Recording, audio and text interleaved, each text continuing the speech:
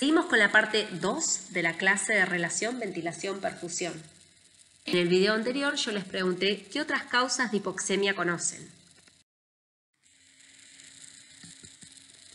Habíamos hablado de la hipoventilación, que se presentaba por una alteración del mecanismo de convección externa. Hablamos también de alteraciones de la difusión, que se presentan por una alteración del mecanismo de difusión hematoalveolar. ¿Y qué otras causas de hipoxemia hay? El shunt o cortocircuito es un concepto que ustedes ya estudiaron en primer año de sus carreras en la materia de embriología. En esta materia ustedes lo estudiaron bajo el ejemplo de shunt patológico, con algunas malformaciones cardíacas.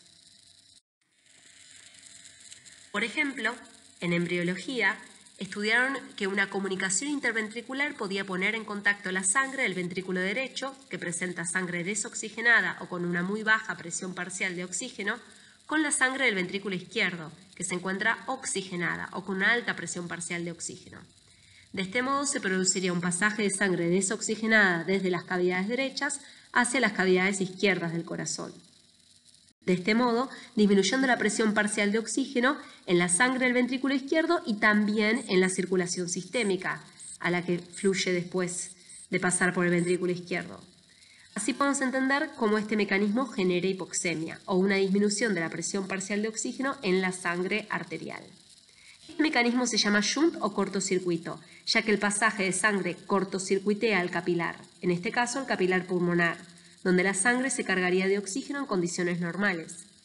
Este es un ejemplo del llamado shunt derecha-izquierda de origen cardíaco, ya que la sangre pasa desde las cavidades derechas con sangre desoxigenada hacia las cavidades izquierdas con sangre oxigenada, disminuyendo la presión parcial de oxígeno del lado izquierdo y consecuentemente en la sangre.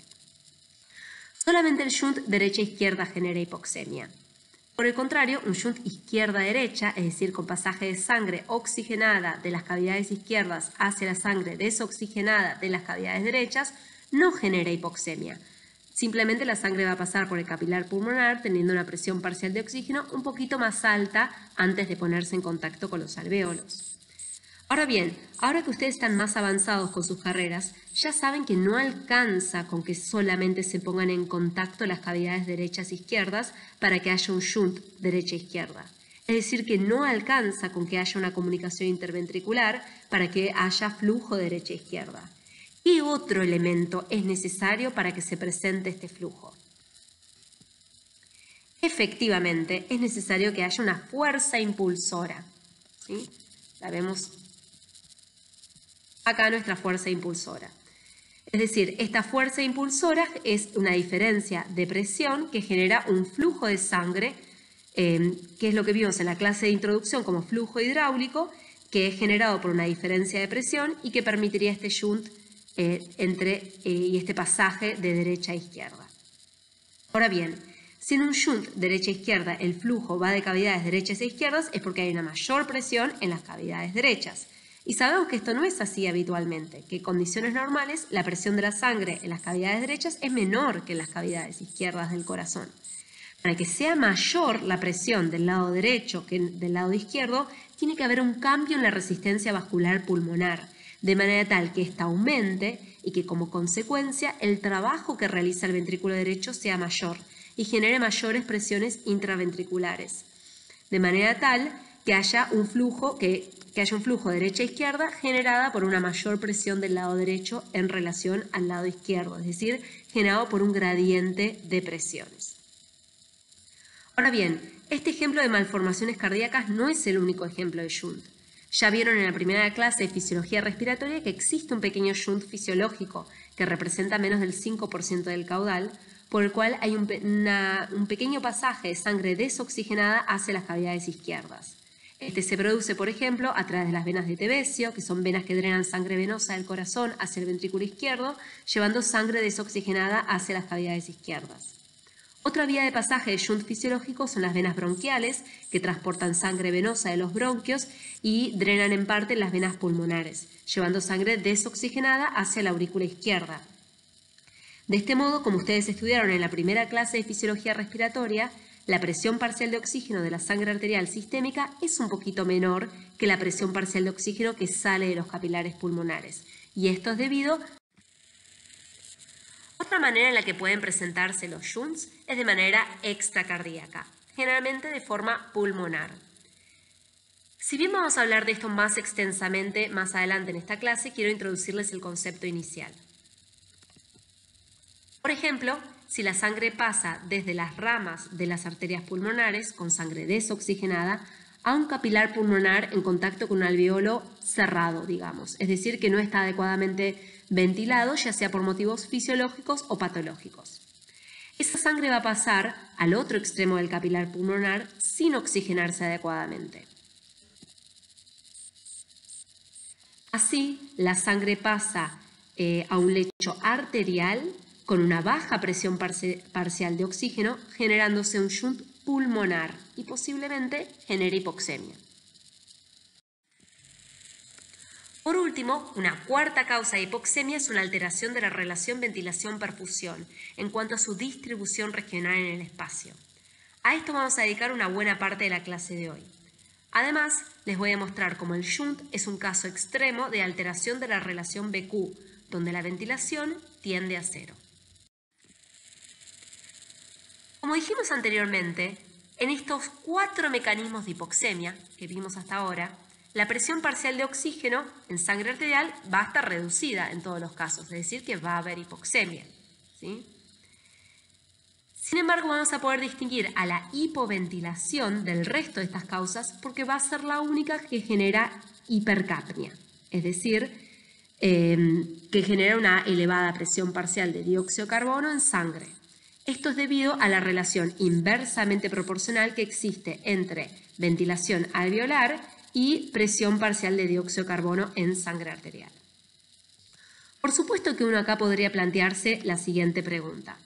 En las demás causas de hipoxemia, por ejemplo, en la alteración de la difusión, si el oxígeno no pasa bien por la barrera hematoalveolar, generando consecuentemente hipoxemia, ¿por qué será que no pasa lo mismo con el dióxido de carbono? ¿Por qué no hay hipercapnia también en este caso? La respuesta a esta pregunta está en los conceptos que ustedes ya estudiaron en las clases 1 y 2 de fisiología respiratoria, es decir, en las clases de intercambio y de transporte gaseoso. En la clase de intercambio gaseoso estudiamos cómo la difusibilidad de un gas es directamente proporcional a su solubilidad e inversamente proporcional a la raíz cuadrada de su peso molecular. Si comparamos al dióxido de carbono con el oxígeno en cuanto a estas características, vemos que la solubilidad del dióxido de carbono en membranas biológicas es aproximadamente 10 veces mayor que la del oxígeno. Mientras que el peso molecular del dióxido de carbono es solo un poco mayor que el del oxígeno. De este modo podemos razonar por qué la difusibilidad del dióxido de carbono es mucho mayor que la del oxígeno. Esto determina que, si por ejemplo una alteración de la difusión por un engrosamiento de la membrana hematoalveolar compromete la difusión del oxígeno, dificultando el proceso de difusión de oxígeno y que éste alcance su equilibrio, pueda no comprometer o comprometer bastante menos a la difusión del dióxido de carbono. Este razonamiento ayuda a comprender por qué en la alteración de la difusión, por ejemplo, y en otras causas de hipoxemia que no sean hipoventilación, hay hipoxemia pero sin hipercapnia. Sin embargo, estas características distintivas entre el dióxido de carbono y el oxígeno en cuanto a su intercambio no son suficientes para explicar estas diferencias. También es necesario tener presente las diferencias que presentan ambos gases en cuanto a su transporte. Este es un gráfico del contenido arterial de estos gases en función de sus presiones parciales. Como estudiaron en la clase 2 de fisiología respiratoria, el mecanismo de transporte mayoritario del oxígeno en la sangre es a través de su unión a hemoglobina, mecanismo que es saturable en el rango fisiológico.